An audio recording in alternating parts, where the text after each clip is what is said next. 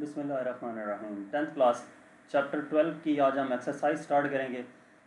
सबसे पहले हमारे पास मल्टीपल चॉइस क्वेश्चन है। Choose the correct answer from the following choices. First, one of the following quantity is not change during refraction of light. इनमें से कौन सी quantity refraction के दौरान चेंज नहीं होती? तो वो उसकी फ्रीक्वेंसी है। डायरेक्शन रिफ्रैक्शन के दौरान चेंज हो जाती है, स्पीड भी चेंज होती है, वेवलेंथ भी चेंज हो जाती है, जो फ्रीक्वेंसी है वो सेम रहती है, वो चेंज नहीं होती। सेकंड है, a converging mirror with A radius of 20 centimetre creates a real image 30 centimetre from the mirror. What is the object distance? तो ये फाइंड करने के लिए हमें इसको प्रॉपर सॉल्व करना पड़ेगा। हम जो मिरर फार्मूला है वो यूज़ करेंगे। तो F equal to R by two, हम पहले फोकल लेंथ फाइंड कर रहे हैं। Focal length F equal to R by two होती है। आर की वैल्यू 20 है, 20 सेंटीमीटर रेडियस था, डिवाइडेड बाई टू, ये 10 सेंटीमीटर आ जाएगा। Q इक्वल टू 30 सेंटीमीटर, जो इमेज डिस्टेंस है वो गिवन है। P हमने फाइंड करना है, जो ऑब्जेक्ट डिस्टेंस है। 1 over F equal to 1 over P plus 1 over Q, 1 over 10, इसमें वैल्यूज पुट की, इसको सिंप्लीफाई किया। सिंप्लीफाई करके जो आंसर आता है वो 15 सेंटीमीटर है। तो इसका मतलब क्या है कि इसका सी ऑप्शन ठीक होगा, -15 सेंटीमीटर। नेक्स्ट, थर्ड है, an object is placed at the centre of curvature of A concave mirror. The image produced by the mirror is located. एक ऑब्जेक्ट है जिसको कहाँ पे रखा गया है? Centre of curvature of the concave mirror पे। तो उसका इमेज कहाँ पे फॉर्म होगा? At the centre of the curvature. उसका इमेज सेंटर ऑफ कर्वेचर पे ही बनेगा। वो ऑब्जेक्ट जो सेंटर ऑफ कर्वेचर पे, हम कनकेव मिरर के सेंटर ऑफ कर्वेचर पे रखेंगे, उसका इमेज भी सेंटर ऑफ कर्वेचर पे ही बनेगा। फोर्थ है, an object is 14 centimetre in front of a convex mirror, the image is 5.8 centimetre behind the mirror. What is the focal length of the mirror? इसको भी हम सॉल्व करेंगे। जो object है 14 centimetre है कन्वेक्स मिरर से, image 5.8 centimetre है, behind the mirror है। फोकल लेंथ इस मिरर की कितनी होगी? तो हमारे पास P जो इमेज डिस्टेंस, ऑब्जेक्ट डिस्टेंस है 14 सेंटीमीटर है, इमेज डिस्टेंस Q 5.8 सेंटीमीटर है, फोकल लेंथ हमने फाइंड करनी है। तो वही formula 1 over F equal to 1 over P plus 1 over Q, इसमें वैल्यूज पुट की, सिंप्लीफाई किया तो F इक्वल टू -9.9 सेंटीमीटर आता है। तो इसका सी ऑप्शन ठीक होगा। नेक्स्ट हमारे पास फिफ्थ है, the index of refraction depends on the focal length, speed of light, image distance, the object distance. जो रिफ्रैक्शन है, इंडेक्स ऑफ रिफ्रैक्शन, वो किस चीज़ पे डिपेंड कर रहा होता है? स्पीड ऑफ लाइट पे डिपेंड कर रहा होता है। क्योंकि किसी हर मीडियम में जो लाइट की स्पीड है वो डिफरेंट होती है। 6, which type of image is formed by a convex lens on A screen. Convex lens की मदद से कौन सा इमेज फॉर्म होता है? तो वो हमेशा अपराइट और वर्चुअल इमेज बनता है, जो कन्वेक्स लेंस की मदद से इमेज बनेगा। 7, which type of image is produced by the converging lens of human I if it views a distant object. अगर एक डिस्टेंट ऑब्जेक्ट हम ह्यूमन आई की मदद से देखें जो कि कन्वर्जिंग लेंस प्रोड्यूस कर रहा हो, तो वो इमेज कैसा होगा? वो इमेज हमारे पास रियल होगा, इन्वर्टेड होगा और डायमेंशनड होगा। नेक्स्ट हमारे पास 8th है, image form by camera is. जो कैमरा की मदद से इमेज बनता है वो हमारे पास रियल, इन्वर्टेड और डायमेंशनड होता है। 9, if a ray of the light in glass is incident on an air surface at an angle greater than the critical angle, the ray will। कि रे ऑफ लाइट है ग्लास में, वो इंसिडेंट होती है एयर की सरफेस पे और angle greater than critical angle है, तो रे क्या करेगी? रिफ्लेक्ट कर जाएगी। In a glass is incident on an air surface at an angle greater than the critical angle, तो वो रिफ्लेक्ट करती है। आपने टोटल इंटरनल रिफ्लेक्शन में देखा था कि जब क्रिटिकल एंगल से angle of incidence critical angle से ग्रेटर हो जाए तो सारी की सारी रे रिफ्लेक्ट कर जाती है। 10th है, the critical angle of a beam of light passing from water into air is 48.8 degrees. This means that all light rays with an angle of incidence greater than this angle will be. जो critical angle है beam of light जो पास कर रही है water से air में, वो 48.8 degree है। इसका मतलब क्या है कि सारी light rays with an angle of incidence greater than this angle will be, यानी कि जो इंसिडेंस एंगल है इस एंगल से ज़्यादा वो क्या करेगी, वो टोटली रिफ्लेक्ट कर जाएगी। ये भी टोटल इंटरनल रिफ्लेक्शन से ही जुड़ा हुआ है कि जब क्रिटिकल एंगल जो एयर का है 48.8 डिग्रीज है, जब इससे ज़्यादा हम एंगल कर देंगे इंसिडेंस एंगल, तो वो रे क्या कर जाएगी, टोटली वो रिफ्लेक्ट कर जाएगी। तो यहाँ तक एमसीक्यूज थे। अब हम इस एक्सरसाइज के रिव्यू क्वेश्चन स्टार्ट करते हैं। तो सबसे पहला हमारे पास क्वेश्चन है, what do you understand by reflection of light, draw a diagram to illustrate reflection at a plane surface. Reflection of light क्या है? Reflection of light when light travelling in a certain medium falls on the surface of another medium, a part of it turns back in the same medium, this is called reflection of light. कि reflection of, जब एक light रे travel कर रही है एक medium में और वो क्या करती है कि इसे दूसरे मीडियम पे फॉल होती है और नॉर्मल के साथ एंगल ऑफ रिफ्लेक्शन बनाकर उसी मीडियम में दोबारा रिफ्लेक्ट कर जाती है, तो इसको हम क्या कहते हैं, रिफ्लेक्शन ऑफ लाइट का नाम देते हैं। यानी कि एक रे दूसरे मीडियम से टकरा कर वापस उसी मीडियम में चली जाए, एंगल ऑफ इंसिडेंस और एंगल ऑफ रिफ्लेक्शन इक्वल हो, तो इसको हम क्या कहते हैं, रिफ्लेक्शन ऑफ लाइट का नाम देते हैं। लॉज ऑफ रिफ्लेक्शन क्या है कि इंसिडेंट रे, नॉर्मल और रिफ्लेक्टेड रे ये तीनों सेम प्लेन पे लाई कर रहे होंगे। Incident ray, normal, reflected ray तीनों सेम प्लेन पे लाई कर रहे हैं। दूसरा क्या है, angle of incidence is equal to the angle of reflection, that is angle I equal to angle R. Angle I और एंगल आर दोनों इक्वल होंगे। Illustration of reflection of light, reflection of light, when a ray of light from air falls on the plane mirror, it is reflected, the angle of incidence and the angle of reflection are equal। तो ये आप देख सकते हैं कि angle of incidence और angle of reflection equal हैं। Next है, describe the following terms used in reflection. Reflection में नॉर्मल, एंगल ऑफ इंसिडेंस और एंगल ऑफ रिफ्लेक्शन क्या है ये बताना है। तो नॉर्मल क्या है, a line drawn perpendicular to the surface of mirror from the point where incident ray meets the surface of the mirror is called normal।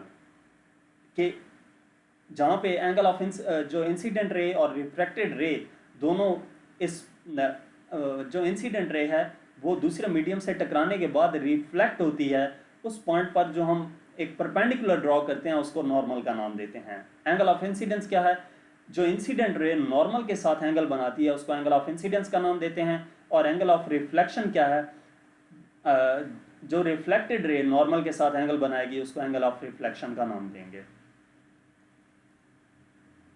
Third question है, state laws of reflection, describe how they can be verified graphically.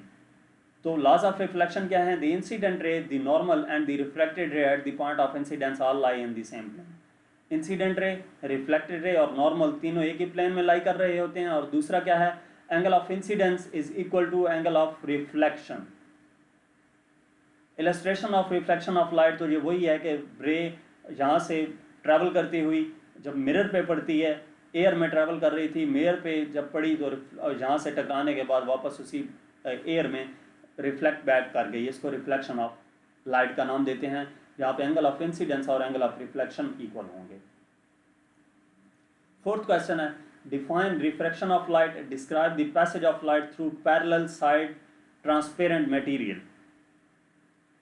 क्या हमने refraction of light को define करना है और हमने ये बताना है कि light parallel sided transparent material से कैसे पास होती है, यानी कि ग्लास स्लैब में से लाइट कैसे पास होती है। हम सपोज कर रहे हैं ग्लास स्लैब, वो कोई भी ट्रांसपेरेंट मटेरियल हो सकता है। रिफ्लेक्शन ऑफ लाइट क्या है, the bending of light as it passes from one transparent medium into another is called refraction.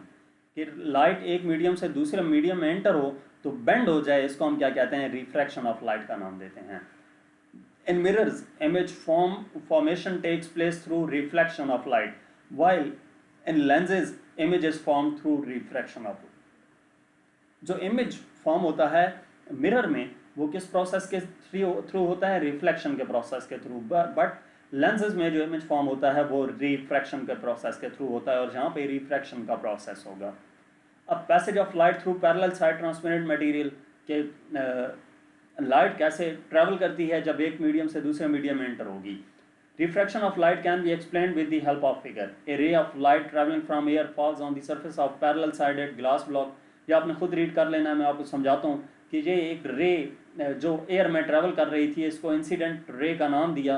ये पॉइंट ओ पे क्या करती है, जो एयर ग्लास इंटरफेस है वहाँ से ग्लास में एंटर होती है, टूवर्ड्स द नॉर्मल बेंड कर जाती है। इंसिडेंट रे नॉर्मल के साथ जो एंगल बनाएगी उसको इंसिडेंट एंगल कहेंगे, एंगल ऑफ इंसिडेंस, और जो रिफ्रैक्टेड रे नॉर्मल के साथ एंगल बनाएगी उसको एंगल ऑफ रिफ्लेक्शन का नाम देंगे। ये रिफ्रैक्टेड रे दोबारा जब ग्लास एयर इंटरफेस पे बाहर निकलती है तो इसको इमर्जिंग रे का नाम देते हैं, इमर्जेंट रे का नाम देते हैं, और ये away from the normal bend कर जाती है। तो इस इमर्जिंग रे का जो नॉर्मल के साथ एंगल बनेगा इसको हम नाम देंगे रे ऑफ इमर्जेंट एंगल का नाम देंगे।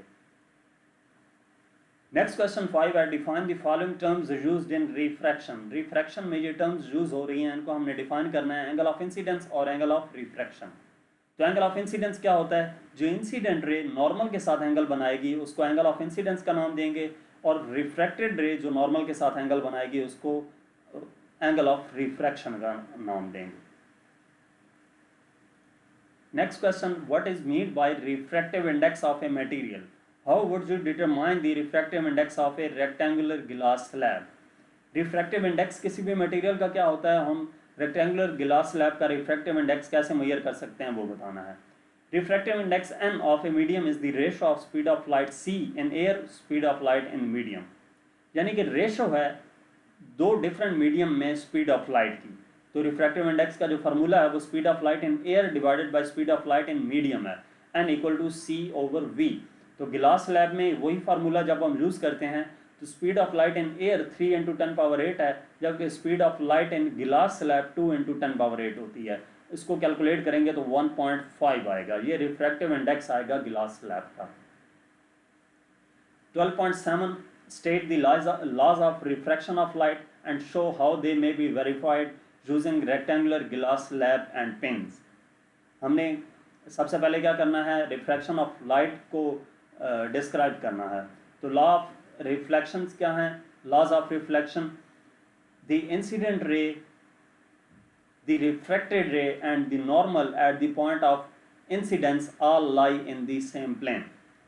इंसिडेंट रे, रिफ्रैक्टेड रे और ये नॉर्मल तीनों पॉइंट ऑफ इंसिडेंस पे क्या कर रहे होते हैं, सेम प्लेन में लाई कर रहे होते हैं। और दूसरा क्या है, एंगल ऑफ इंसिडेंस और एंगल ऑफ रिफ्रैक्शन है, इन दोनों का अगर हम साइन लें, साइन i/sin r, वो क्या रहेगा, इन दोनों की रेशो कांस्टेंट रहेगी, यानी कि sine i/sin r equal to constant होगा। इसके बाद हमने क्या करना है, इसी को हमने passage of light through parallel sided transparent material के, यानी कि ग्लास स्लैब मौजूद हो तो पिंस की मदद से हमने बताना है कि लाइट रेज कैसे पास हो रही हैं। तो place the slab at the middle of A white paper, draw the boundary of the slab, fix 2 pins A B vertically at one side, look at the image of the pins from other side of the slab, now fix the pins C and D such that it appears to be in straight line with the image A and B। ये basically practical है जो आप tenth के practical book में आपके मौजूद होता है और वहाँ से आप करते भी हैं। एक ग्लास स्लैब लेते हैं और उसको वाइट पेपर के ऊपर रखने के बाद उसकी बाउंड्री ड्रा कर देते हैं। उसके बाद हम उसके एक तरफ पिन ए और पिन बी उस बोर्ड पे लगा देते हैं जिस बोर्ड के ऊपर हमने ये पेपर रखा था, और फिर क्या करते हैं, हम इस गिलास की दूसरी साइड पे देखते हैं और पिन सी और डी उस लाइन में, उस सीध में लगाते हैं जिस सीध में हमें ए और बी नज़र आ रही हों पिन, बिल्कुल उनके सामने सी और डी लगा देते हैं। उसके बाद हम क्या करते हैं, remove the pins and join by a straight line the points where the pin A and B were inserted and C and D were inserted, extend these lines to meet the boundaries of the slab at P and Q respectively, join PQ, the lines PQ, RP, PQ and QD represent the direction of the incident ray, the refracted ray with the slab and the emergent ray। अब उसके बाद हमने क्या करना है कि ये A और B जो पिन्स थी, इन दो लाइंस को हमने ऐसे मिलाकर यहाँ तक ले आए गिलास स्लैब तक। उसके बाद C और D को दोनों को मिलाने के बाद गिलास स्लैब तक ले आए। तो ये इस जहाँ पर ये C D line glass slab को टच हुई और A B line glass slab को टच हुई, इन दो को हमने मिला देना है आपस में। ये पॉइंट पी बना, ये पॉइंट क्यू बना, इन दो को आपस में मिलाने के बाद जहाँ पे भी नॉर्मल ड्रॉ कर देना है और जहाँ पे भी नॉर्मल ड्रॉ कर देना है। उसके बाद हम क्या करेंगे, ये नॉर्मल पी और क्यू वहाँ पे बताया गया है, वो दोनों नॉर्मल ड्रॉ किए। तो हम क्या करेंगे, एंगल ऑफ इंसिडेंस और एंगल ऑफ रिफ्रैक्शन मेजर कर लेंगे। ये इंसिडेंट रे जो नॉर्मल के साथ एंगल बनाएगी उसको एंगल इंसिडेंट एंगल कहेंगे या एंगल ऑफ इंसिडेंस कहेंगे। रिफ्रैक्टेड रे जो नॉर्मल के साथ बनाएगी उसको एंगल ऑफ रिफ्रैक्शन का नाम देंगे, और इमर्जेंट रे जो नॉर्मल के साथ बनाएगी उसको इमर्जेंट एंगल कहेंगे। तो हम एंगल ऑफ इंसिडेंस और एंगल ऑफ रिफ्रैक्शन मेजर करने के बाद उसको sine I over sine R equal to constant के फार्मूला में पुट कर देंगे। Repeat the experiment and you will find the sine I over sine R is always constant. हम इसी एक्सपेरिमेंट को दोबारा रिपीट करेंगे, यानी कि दोबारा से फर्स्ट स्टेप से फोर्थ स्टेप तक हम इसको रिपीट करेंगे। तो हम देखेंगे कि एंगल आई ओवर जो एंगल आई और एंगल आर बन रहा है उनको मेजर करने के बाद फार्मूले में पुट करते हैं तो sine I over sine R always constant रहेगा। उसके बाद 12.8 है, what is mean by the term total internal reflection. Total internal reflection क्या है? The angle of incidence for which the angle of refraction becomes 90 degree is called critical angle. ये 90 degree आएगा। वो angle of incidence जिस angle पे क्या हो, angle of refraction 90 degree का हो जाए उसको क्रिटिकल एंगल का नाम देते हैं। उस इंसिडेंस एंगल को क्रिटिकल एंगल का नाम देते हैं। ये क्रिटिकल एंगल की डेफिनेशन है, ये आपको समझाई है क्योंकि टोटल इंटरनल रिफ्लेक्शन में क्रिटिकल एंगल की टर्म यूज होनी है। तो अब टोटल इंटरनल रिफ्लेक्शन की डेफिनेशन क्या है? When the angle of incidence becomes larger than the critical angle. जब angle of incidence critical angle से ज्यादा हो जाए, नो रिफ्रैक्शन ऑकर्स, तो रिफ्रैक्शन नहीं होती। The entire light is reflected back into the denser medium. तो सारी की सारी लाइट क्या कर जाती है, रिफ्लेक्ट कर जाती है बैक उसी डेंसर मीडियम में। This is known as total internal reflection. इसको क्या नाम देते हैं? टोटल इंटरनल रिफ्लेक्शन का नाम देते हैं। नेक्स्ट है हमारे पास 12.9, state the conditions for total internal reflection. Total internal reflection के लिए कंडीशंस कौन सी होती हैं? Conditions essential for total internal reflection are, first, ray of light should travel from a denser medium to a rare medium. जो ray of light है वो denser medium से रेयर मीडियम की तरफ ट्रैवल करनी चाहिए। और दूसरा क्या है, एंगल ऑफ इंसिडेंस हमेशा ग्रेटर देन होना चाहिए क्रिटिकल एंगल से। 12.10 है, what is critical angle, drive a relationship between the critical angle and the refractive index of the substance. Critical angle क्या है और हमने रिलेशनशिप ड्राइव करना है किसके लिए? क्रिटिकल एंगल और रिफ्रैक्टिव इंडेक्स किसी भी सब्सटेंस का होता है उसके लिए। तो क्रिटिकल एंगल क्या है? When light enters from a denser medium to a rare medium, then the angle of incidence whose angle of refraction becomes 90 degree is called critical angle. It is denoted by C। कि जब light enter हो denser medium से rare medium में, तो angle of incidence, वो angle of incidence जिस पे angle of refraction 90 degree का हो जाए उसको हम क्रिटिकल एंगल का नाम देते हैं। उस एंगल ऑफ इंसिडेंस को क्रिटिकल एंगल का नाम देते हैं और इसको C से डिनोट करते हैं। रिलेशनशिप क्रिटिकल एंगल और रिफ्रैक्टिव इंडेक्स के दरमियान कौन सा है? स्नेल्स लॉ के मुताबिक sine I over sine R होता है, यानी कि sine C divided by sine 90। Sine C क्यों लिखा है? इंसिडेंस एंगल क्रिटिकल एंगल की इक्वल, और sine R refracted angle 90 degree का हो जाता है। Sine C over sine R equal to 1 over n। Sine C equal to 1 over n और n equal to 1 over sine C, where I angle of incidence है, R angle of refraction है, C critical angle है और n refractive index है। ठीक है, तो यहां से आगे हमारे पास 12.11 है, what are optical fibers, describe how total internal refraction is used in light propagating through optical fibers। optical fibers क्या होती हैं? total internal reflection is used in fiber optics which has number of advantages in telecommunication field। fiber optics consist of hair size threads of glass or plastic through which light can be traveled। तो ये optical fibre के बारे में बताया गया कि क्या है, उसका साइज जो होता है वो ह्यूमन हेयर के इक्वल होता है और उसमें लाइट ट्रैवल करती है। अब फाइबर ऑप्टिक में एक कोर यूज होता है और दूसरा क्लैडिंग। ये क्या है? The inner part of the fibre optic is called core that carries the light and outer concentric shell is called cladding. Inner part जो होता है फाइबर ऑप्टिक का उसको कोर का नाम दिया जाता है जिसमें लाइट ट्रैवल करती है, और जो उसके साथ कॉन्सेंट्रिक शेल होता है उसका हम नाम देते हैं क्लैडिंग का। उसके साथ उसी के साथ मिला हुआ एक और शेल होता है, उसको हम क्लैडिंग का नाम देते हैं। Core is made up of glass और plastic of relatively high index of refraction, यानी कि कोर का रिफ्रैक्टिव इंडेक्स हाई होता है और क्लैडिंग का रिफ्रैक्टिव इंडेक्स कोर की निस्बत लो होता है। वर्किंग कैसे करते हैं?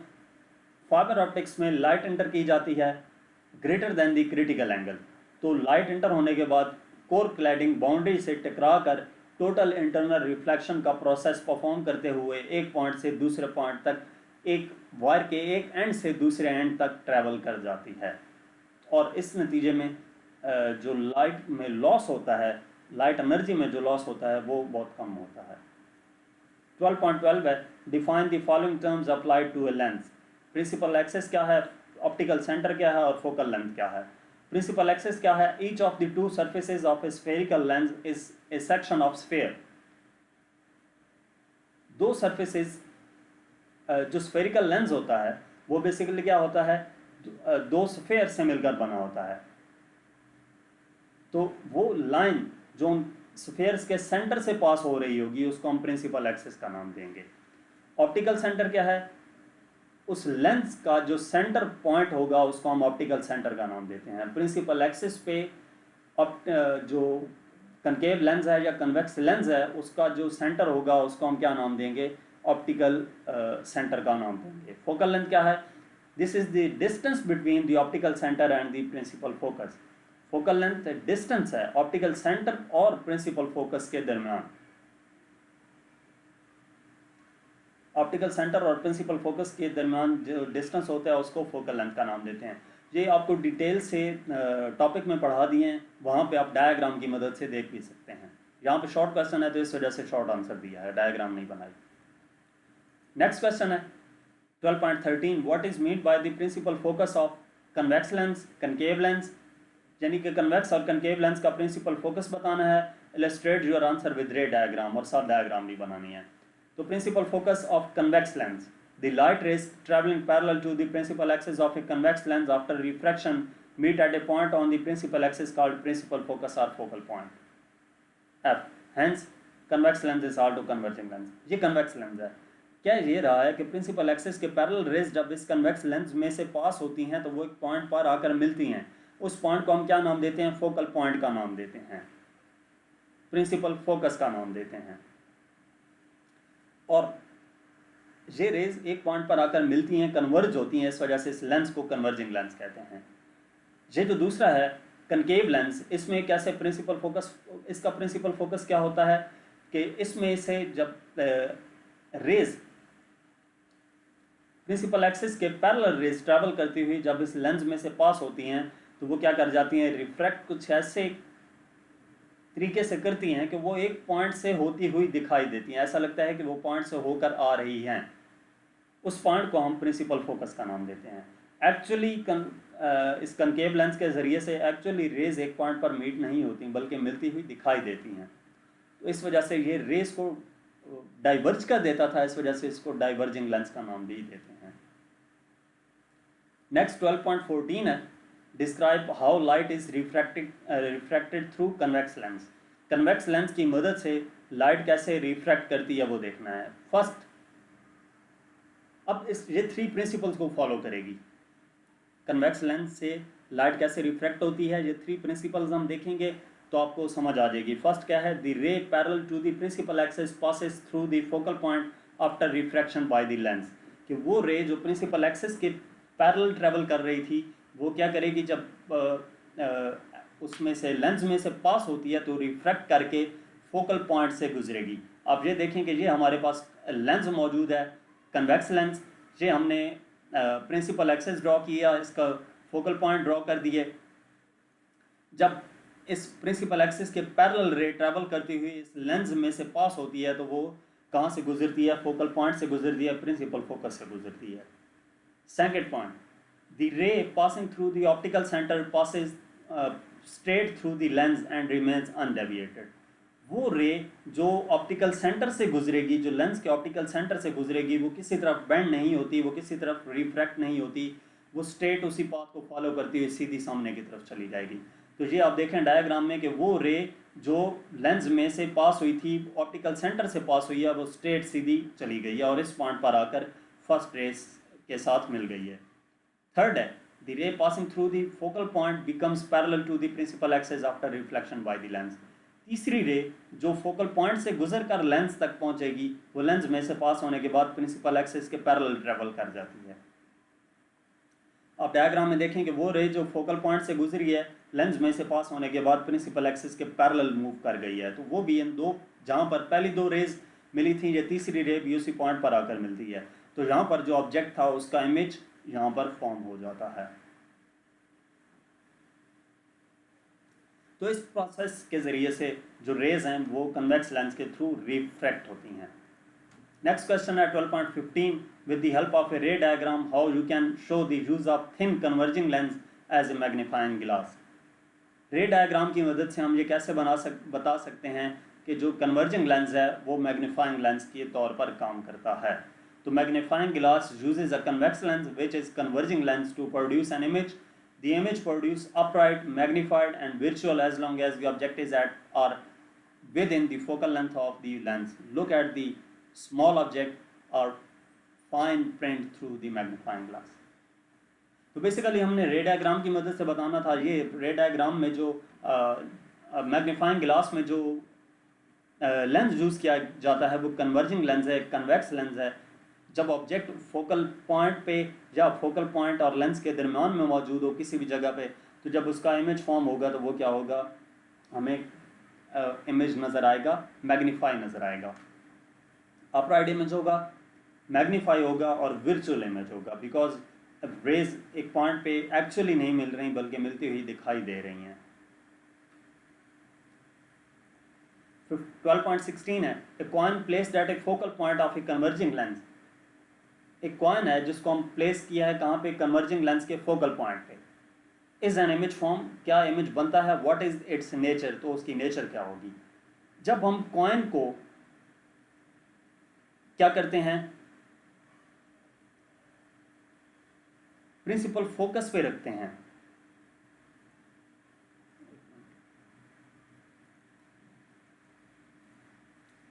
कॉइन को हम प्रिंसिपल फोकस पे रखते हैं, तो उससे क्या होता है, रेज जहाँ पे वो लेंस शो नहीं हो रहा, बनाना भूल गया हूँ, जहाँ पर आपने क्या करना है, कन्वर्जिंग लेंस भी बनाना है, कन्वेक्स लेंस भी बनाना है।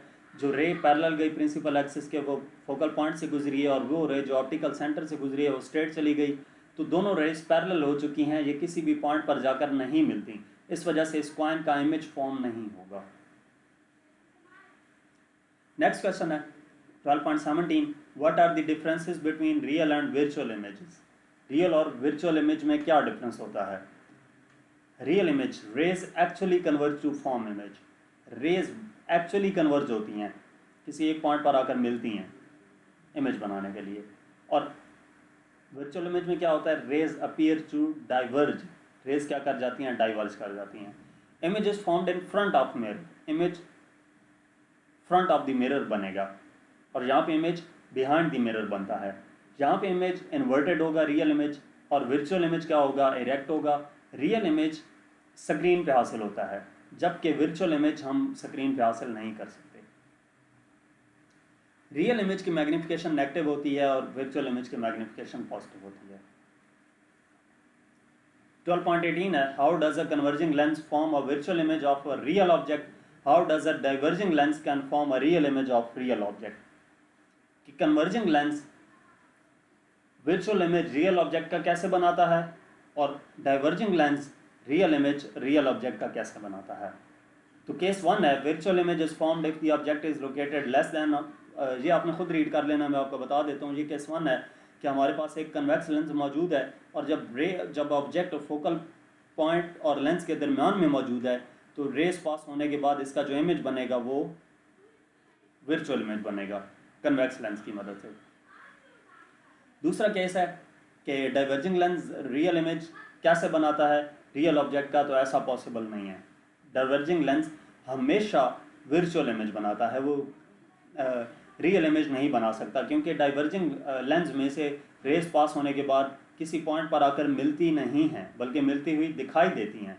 देखें डाइफ्रैक्ट हो गई थी, डाइवर्ज हो गई थी, डाइवर्ज होने के बाद बिखर गई, तो वो हम उन रेस को बैक की तरफ एक्सटेंड किया तो वो एक पॉइंट पर आकर मिलती हुई दिखाई देती हैं। तो इस वजह से ये जो डाइवर्जिंग लेंस है वो कभी भी रियल इमेज नहीं बना सकता, वो हमेशा वर्चुअल इमेज बनाएगा। नेक्स्ट क्वेश्चन है 12.19, define power of a lens and it's units. Power क्या है, उस लेंस की पावर क्या होती है और उसका यूनिट क्या है। Definition, power of a lens is defined as the principal reciprocal of its focal length in metres. Lens की पावर क्या होती है, reciprocal of its focal length. Focal length का reciprocal power of the lens के equal होगा। Formula क्या आ जाएगा, P equal to 1 over focal length in metres. Unit क्या होगी इसकी पावर ऑफ द लेंस की, the SI unit of power of lens is dioptre denoted by D if F is expressed in meters so that 1D 1 diopter equal to 1 per meter, M power -1 आएगा। ये 1 diopter equal to 1 per meter। Dioptre क्या है, 1 diopter is the power of a lens whose focal length is 1 meter। एक ऐसा lens जिसकी focal length 1 metre हो तो उसकी पावर क्या होगी, 1 डायोप्टर होगी। उसके बाद 12.20 है, describe the passage of light through a glass prism and measure the angle of deviation. Glass prism में से लाइट कैसे डाइफ्रैक्ट करती है और हमने एंगल ऑफ डेविएशन मेजर करना है। तो ये हमारे पास डायग्राम मौजूद है। In case of triangular prism the emergent ray is not parallel to the incident ray. ये आपने सारा रीड कर लेना है, मैं आपको डायग्राम की मदद से समझा देता हूँ कि ये इंसिडेंट रे क्या है कि एक तरफ से इसमें एंटर होती है, ठीक है। ग्लास प्रिज्म ये रे इस प्रिज्म के एक साइड से एंटर हुई, इसको हमने इंसिडेंट रे का नाम दिया। ये इस जब ग्लास प्रिज्म के साथ इंटरेक्ट करती है तो प्रिज्म एंटर होने के बाद टूवर्ड्स, ये नॉर्मल ड्रॉ किया है, टूवर्ड्स द नॉर्मल बेंड कर जाती है। ये हमने ग्लास लैब में देखा था कि जब एयर से ग्लास में रे एंटर हुई थी टूवर्ड्स द नॉर्मल बेंड कर गई थी। तो यहाँ से भी जब एयर से ग्लास प्रिज्म एंटर होगी टूवर्ड्स द नॉर्मल बेंड कर जाएगी। जब ये दोबारा इस पॉइंट पर पहुँचती है तो इसने एयर में एंटर होना है, तो ये क्या करती है, away from the normal bend कर जाती है। ये नॉर्मल है, away from the normal bend कर जाएगी। इंसिडेंट रे, ये इंसिडेंट रे जो नॉर्मल के साथ एंगल बनाएगी उसको एंगल ऑफ इंसिडेंस का नाम देंगे, और रिफ्रैक्टेड रे नॉर्मल के साथ जो एंगल बनाएगी उसको एंगल ऑफ रिफ्रैक्शन का नाम देंगे। इसी तरह ये इमर्जेंट रे है, ये इमर्जेंट रे नॉर्मल के साथ जो एंगल बनाएगी उसको एंगल ऑफ इमर्जेंट का नाम देंगे।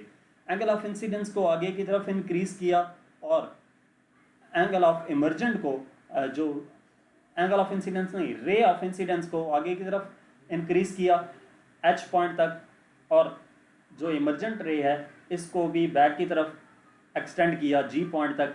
तो ये इस रे को इस पॉइंट पर आकर मिलती है, तो ये यहाँ पे एंगल बनता है D, इसको एंगल ऑफ डेविएशन का नाम देते हैं। 12.21, define the terms resolving power and magnifying power. Resolving power और मैग्नीफाइंग पावर क्या है। Resolving power, the ability of an instrument to distinguish between two closely placed objects और point sources is called resolving power. कि किसी भी instrument की वो ability जिसकी वजह से वो क्या कर सके, दो ऑब्जेक्ट्स जो बहुत ज़्यादा क्लोज पड़े हों उन ऑब्जेक्ट्स को क्लियरली देख सके, उनके दरमियान फ़र्क कर सके, उसको हम क्या नाम देते हैं, रिजॉल्विंग पावर का नाम देते हैं। जैसे सपोज एक वाइट पॉइंट है और एक ब्लैक पॉइंट है, हम दोनों किसी सरफेस पे वाइट ज़र्रात हैं और रेड ज़र्रात हैं, एक एक ज़र्रा उठा के हम, एक सफ़ेद ज़र्रा है और एक काला ज़र्रा है, वाइट है और रेड ब्लैक है, उन दोनों को हम बिल्कुल इकट्ठा रखते हैं, तो जितने डिस्टेंस से हम वो हमारी आँख उनको कितने दूर से क्लियरली देख सकती है कि ये ब्लैक है और ये वाइट है, वो उसकी क्या होगी, आँख की रिजॉल्विंग पावर होगी। या कोई भी इंस्ट्रूमेंट जिसकी मदद से हम उनको देख रहे हो वो उस इंस्ट्रूमेंट की रिजॉल्विंग पावर होगी। और मैग्नीफाइंग पावर क्या होती है, एंगुलर मैग्निफिकेशन और magnifying power is the angular size of the final image produced by the magnifying glass divided by an angular size of the object seen without the magnifying glass. यानी कि हम किसी object को with magnifying glass देख रहे हैं और without magnifying glass देख रहे हैं, तो इन दोनों की जो रेशो आएगी उसको मैग्नीफाइंग पावर का नाम देंगे। 12.22 है, ड्रा द रे diagram of simple microscope, compound microscope, refracting telescope.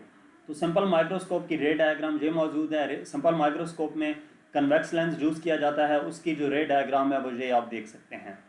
Detail आप टॉपिक्स में देख सकते हैं माइक्रोस्कोप की, वहाँ पे डिटेल से ये डायग्राम समझाई हुई है, जहाँ पे जस्ट आपको ड्रॉ करके दिखाऊंगा कि कैसे हैं। सेकंड है कंपाउंड माइक्रोस्कोप की, कंपाउंड माइक्रोस्कोप की रे डायग्राम ये मौजूद है। उसके बाद जो थर्ड है वो हमारे पास रिफ्रैक्टिंग टेलीस्कोप है, और रिफ्रैक्टिंग टेलीस्कोप की रे डायग्राम जो मौजूद है। रिव्यू क्वेश्चंस हैं 12.23 mention the magnifying powers of the following optical instrument. Magnifying powers इन इंस्ट्रूमेंट्स की बतानी है। सिंपल माइक्रोस्कोप की magnifying power theta dash over theta equal to 1 plus D over F होती है। कंपाउंड माइक्रोस्कोप की M equal to L over F nought 1 plus D over F nought होगी, और refracting telescope M equal to F nought over F E है। ये last line इस question का हिस्सा नहीं है, ठीक है। तो ये तीनों सिंपल माइक्रोस्कोप, कंपाउंड माइक्रोस्कोप और रिफ्रैक्टिंग टेलीस्कोप की जो मैग्नीफाइंग पावर्स हैं उनके फार्मूलाज लिखे हुए हैं। इसके बाद नेक्स्ट है हमारे पास 12.24 draw ray diagram to show the formation of images in the normal human eye. Ray diagram हमने ड्रॉ करनी है जिस इमेज फॉर्म हो नॉर्मल ह्यूमन आई की मदद से। तो ये रे डायग्राम मौजूद है, जो ऑब्जेक्ट है इससे रेज इस लेंस में से पास होने के बाद ये रेटिना पे इमेज फॉर्म कर रही हैं। नेक्स्ट क्वेश्चन 12.25 है what is mean by the terms near sightedness and far sightness, how can these defects be corrected. इनको हम करेक्ट कैसे कर सकते हैं। Inability of eye to see the image of objects clearly is called defect of vision, कि आँख objects को clearly ना देख सके, उसकी सलाहियत ख़त्म हो जाए, तो उसको हम क्या कहते हैं, डिफेक्ट ऑफ विजन कहते हैं। The defects of vision arise when the eye lens is unable to accommodate effectively. ये डिफेक्ट्स कब आते हैं, जब आई लेंस जो होता है वो अनएबल हो अकोमोडेट इफेक्टिवली, यानी कि आई लेंस को की जो फोकल लेंथ इंक्रीज और डिक्रीज करनी होती है आयरिस ने, वो सैलरी मसल्स ने वो क्लियरली ना कर सके, तो तब ये डिफेक्ट प्रोड्यूस हो जाते हैं। The image is formed are therefore blurred, जो इमेज फॉर्म होंगे वो क्या होंगे, ब्लर होंगे। हेयर वी डिस्कस, जहाँ पे हम दो डिफेक्ट्स डिस्कस करेंगे, नियर साइटनेस मायोपिया और फार साइटनेस हाइपरमेट्रोपिया है। नियर साइटनेस क्या है, जिसको मायोपिया का नाम देते हैं। Some people can not see distant objects, कुछ जो लोग होते हैं वो क्या कर सकते हैं, जो डिस्टेंट ऑब्जेक्ट्स होते हैं उनको क्लियरली नहीं देख सकते ग्लासेस यूज़ किए बगैर, तो उसको नियर साइटनेस का नाम देते हैं, मायोपिया का नाम देते हैं। ये किस वजह से होता है, क्योंकि आई बॉल जो होता है वो काफ़ी लॉन्ग हो जाता है। तो नियर साइटनेस की वजह से जो इमेज होता है किसी भी ऑब्जेक्ट का, वो रेटिना से पहले ही बन जाता है। इस डिफेक्ट को हम दूर कैसे करते हैं, हम यूज़ करते हैं इसके लिए diverging lens. Diverging lens use करेंगे तो वो क्या करेगा, उन रेस को डाइवर्ज कर देता है। जब पैरेलल रेज इस लेंस में से गुजरती हैं वो डाइवर्ज हो जाती हैं, डाइवर्ज होकर वो जो इस ऑब्जेक्ट का इमेज है वो रेटिना पे शार्प इमेज क्रिएट कर देती हैं। तो इसके बाद हमारे पास क्या है, नेक्स्ट है फार साइटनेस, जिसको हाइपरमेट्रोपिया का नाम देते हैं। फार साइटनेस कब होता है कि आंख जो होती है वो डिस्टेंट ऑब्जेक्ट्स को क्लियरली नहीं देख सकती है, उसकी सलाहियत ख़त्म हो जाती है डिस्टेंट ऑब्जेक्ट्स को क्लियरली देखने की। तो नियर साइटनेस की वजह से, नियर साइटनेस है क्या कि सपोज हमारे पास बुक क्या है, हम उसको क्या करें कि जो हमारा नियर पॉइंट है 25 सेंटीमीटर, उससे नज़दीक रखकर उस बुक को पढ़ने की कोशिश करें, तो उसका जो इमेज है वो हमें क्लियर नज़र नहीं आता, वो ब्लर इमेज बनता है। अब इस फार साइटनेस में क्या होता है, जो ऑब्जेक्ट है उसका इमेज रेटिना से पीछे बनता है। तो इसको दूर करने के लिए हम क्या करते हैं, कन्वेक्स लेंस यूज़ करते हैं, कन्वर्जिंग लेंस यूज़ करते हैं। ये लेंस क्या करता है, उन रेज को कन्वर्ज कर देता है, तो जब उसका जो इमेज है वो रेटिना पे शार्प इमेज हमें क्लियर बनता है। पहले image back to the retina था, तो फिर जब हमने कन्वर्जिंग लेंस यूज़ किया उसकी मदद से रेज कन्वर्ज होकर रेटिना पे प्रॉपर इमेज बनाते हैं। तो यहाँ तक हमारे इस चैप्टर के रिव्यू क्वेश्चंस थे। कॉन्सेप्चुअल क्वेश्चंस देखने के लिए आप यूट्यूब चैनल देख सकते हैं। Thank you.